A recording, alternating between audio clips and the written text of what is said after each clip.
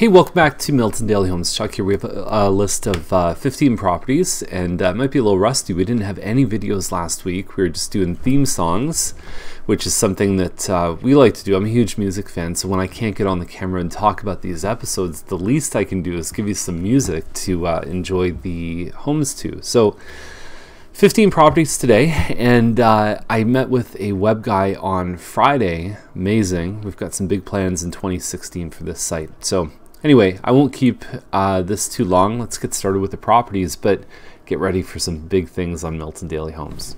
217 Schreier Crescent, 414.9. It's 1278 square feet. It's a moonseed end. The finishes look good inside. The weird thing about this model, well, first of all, the thing I like is that it's got an eat-in kitchen. It's got a separate dining room and a big living area.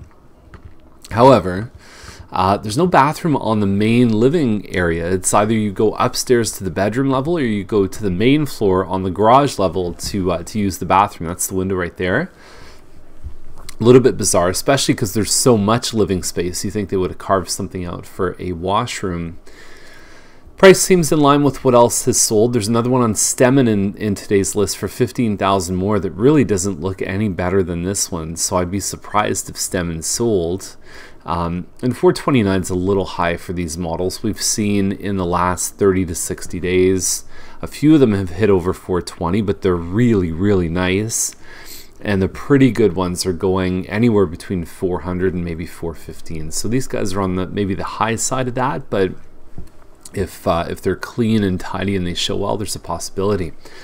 Now, what I hope doesn't affect them, and this, here's the thing, show the picture. That's just down the road. If you look at the sign there, like that's the park just up the street from this home. So what I hope doesn't happen, because stupid teenagers are in any community, I don't think that's a reflection of what Milton is about. But you know, I hope that doesn't affect these guys and give people the wrong impression, because generally this community is a very welcoming, friendly place, and it's just some stupid bad seeds that ruin the whole bunch. But anyway, that'll get cleaned up pretty soon. But unfortunately for these guys, it just happened to coincide with when they're listing the home. Now, your other option around the price range, so that's the choice pretty much at the entry point, is you either go 3-story without a backyard like the one we just saw in Schreier, or you go to a 2-story here. Now, the other one's 1278 square feet end unit. This is an inside unit, 1130 square feet. Now, the two things you get different here is you get a basement. The other one doesn't have anything built below grade, and a backyard. So, and you lose a little bit of size on that transaction. So usually these townhouses at like 1100 float similar to where the 1300 square foot village towns are. It's not a bad looking home. I think it's priced pretty well given what else is sold. The toilet seat police are going to be out in today's episode, because there's quite a few of them that decide to flap up instead of flap down. And to me, that's unacceptable. Not a bad price. Now, what I like about what Chapman did is the photos, I think, flow in the right order. And so whenever you're putting an MLS listing up, you gotta lead with your strength, right? So your first shot should look really good. And I think this one welcomes you enough. You can't see the full space of the home, but that obviously is the highlight of this home. And the first 3 shots are dedicated to that. Then you tell the story of coming into the home. So that's the first thing you're going to see is the entrance, and then you're going to lead yourself in. There's nothing worse than looking at a listing and having the second shot be like the master bedroom, and then it goes down to the main floor, and then it goes up to another bedroom, and then there's the finished basement. It doesn't make any sense. I think the photos have to tell you a story of what this home is about. It's a bit of a long main floor, and it kind of dekes around some corners and walls and things like that.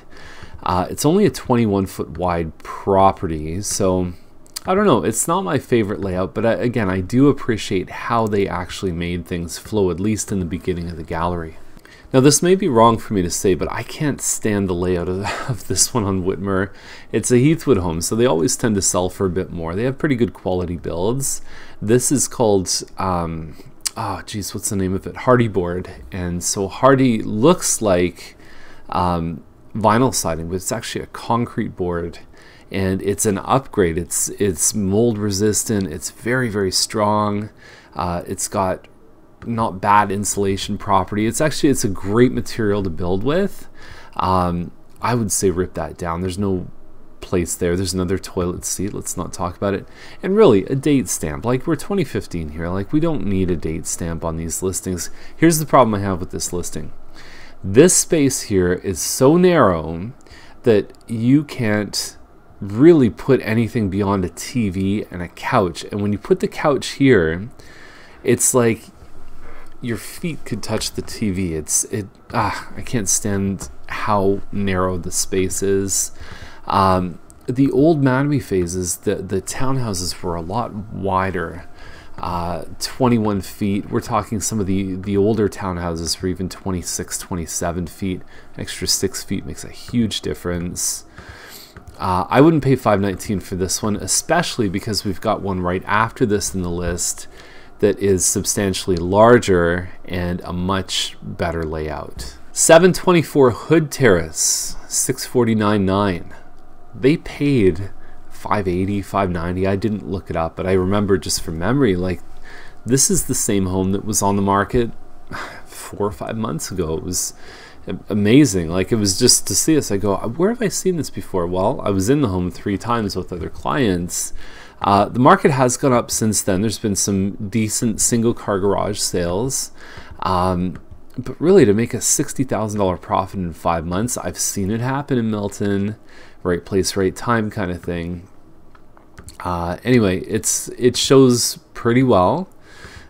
Whenever you're selling that close after you purchase a home, is it legitimately, and for so much more than what you paid, is it a legitimate motivation for selling? Like, did a job change happen or something like that? Or is it just trying to cash out on an opportunity? I don't know. The accountant and CRA might even look at this and say there might even be some tax applied to a situation like this that might be seen as a quick flip. Anyway, I think it's a little bit high given what else is sold. But they're certainly going to make more than, or they're going to sell it for a lot more than what they paid for. Just the luck of the market.